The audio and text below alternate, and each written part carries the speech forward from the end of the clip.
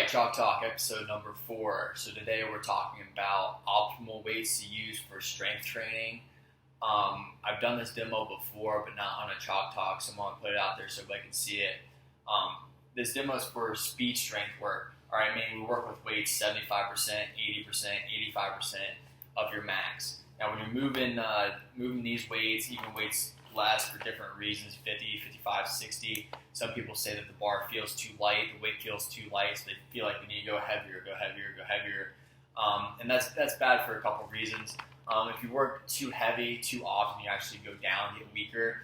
If you're not switching out, doing a wave, or switching out the movements, the different kinds of resistance, all these different reasons. But for the optimal weight, here's the demo. All right, so I have a softball, a toy ball you get at a drugstore, softball, and then a baseball you're using a batting cage. All right, so for this example, the light ball, this represents weights that are 50% of your max, really, really light, or 10%, 20% of your max, bare barbell, right? The baseball, batting cage ball represents that optimal weight, about 75% of your max, 80%, 85%, in that range.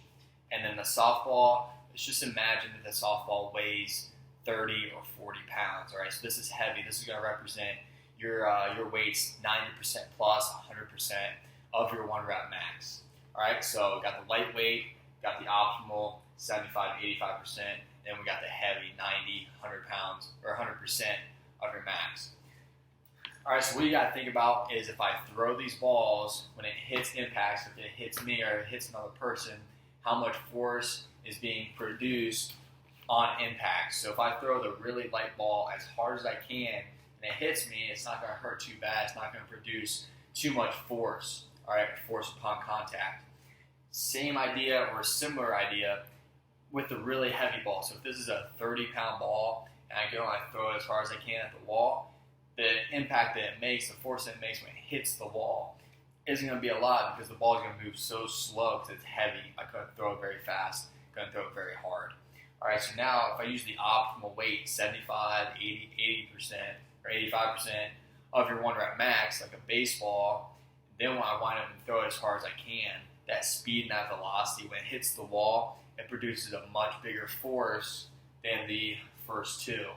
All right, so even though this might be, if your 1 rep max is 100 pounds, this is 95 pounds, so let's say 95% of your max, and this is 75 pounds, 75% of your max, you can actually produce more force and more power output with a little bit lighter weight, lighter ball, than you can with a really heavy one. All right, so it's all about, or more about bar speed than it is having a lot of weight on your barbell. All right, so that's speed strength, 75, 80, 85% of your 1 rep max. All right, one thing you have to realize, you have to understand is there's lots and lots of different types of strength out there. Absolute strength, speed strength, strength speed, explosive strength, strength endurance, isometric, eccentric, concentric. There's all kinds of different strengths out there. You got to be able to train them all to be able to get overall stronger. All right, so if you're only training absolute strength, meaning you're working with weights of 90% or more really heavy singles all the time, all right, you're missing out on all the benefits of all those other different types of strength, like isometrics where you're holding, eccentrics, concentrics, strength endurance where you're doing high reps, high sets. All right, so you can be, you have really high strength endurance, so you could put 225 on the bar and be able to rep it out for 20, 30 reps, but then your absolute strength is low. You might be weak on that realm of things.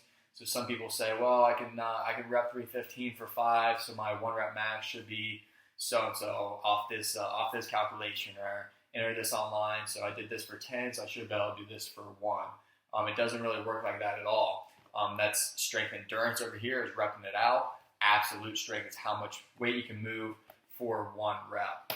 All right, so remember that when you're working on your strength, work all these different types of strength endurance, absolute strength, strength, speed, and read up on those. Good guidelines to follow. If you're working with weights, let's say 50, 50% of your 1 rep max, you're going to be somewhere in the rep scheme of 24 to 48 total reps. All right, anything above that, anything above 48, maybe 50 reps, you're not going to get optimal results from that.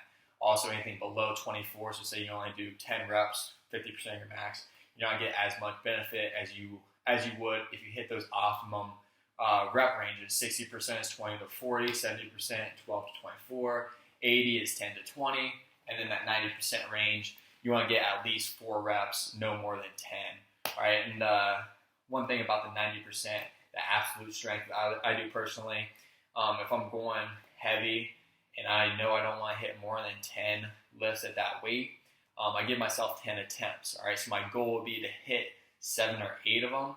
If I start failing, once I fail more than 2 or 3 times, then I either drop the weight or I stop. All right, so I make sure I don't pull 15, 20 times with 90% or more, because it's wasted energy. You're not getting the optimum results, the optimum benefit from that lift.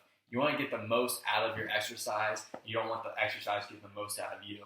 All right, so what I mean by that is if you're doing an exercise that it beats you down hard and for the next 3 days you can't move, that exercise got the best of you. But if you use the right percentages, the right reps, and you get some benefit from it, you're a little bit sore the next day, but you can still function.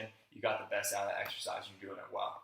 All right, so there's a couple things to remember when you guys are doing your strength work. There's tons of, or 10 to 20 different types of strength out there. So don't just focus on that absolute strength. Don't just focus on that endurance. All right, that hypertrophy, mix it all up. Work all different types of strength. So overall, you can become a better athlete and a stronger person. Remember the demo of the really heavy ball, the really light ball. You want to be optimal weight so you can move that bar 0.8 meters per second, producing more force and more power with each rep.